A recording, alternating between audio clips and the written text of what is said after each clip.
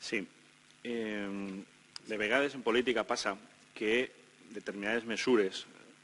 són per a la galeria i altres que venen per a quedar-se i per a instaurar-se. En setembre passat el Partit Popular va encetar una línia de diàleg en la resta de forces polítiques d'aquest Ajuntament i prova d'això és que se va aprovar de forma unànim una moció que van signar tots els representants defensant l'estabilitat dels treballadors de l'Ajuntament i en concret aquells que venien produint-se una concatenació de contractes durant el temps. S'ha estat treballant, s'han tingut reunions amb els treballadors. Jo personalment he tingut 2 reunions en concret amb els treballadors dels serveis socials, però aquesta mesura, la de la concatenació de contractes, és una figura legal que s'ha utilitzat durant molts anys en l'Ajuntament, que no només afecta als serveis socials, afecta a altres departaments, com la brigada, com esports, com el propi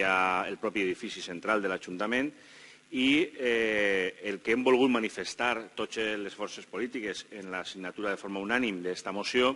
és que estem per la conversió i per la regularització de tots aquests treballadors en una categoria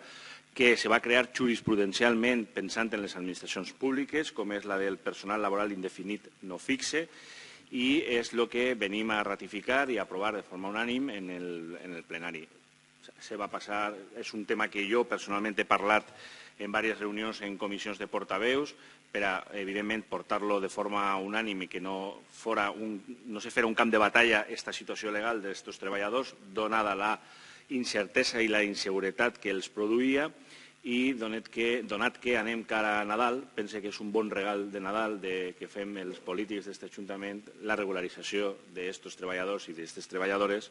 que ja no tindran que preocupar-se del seu mitjà de vida.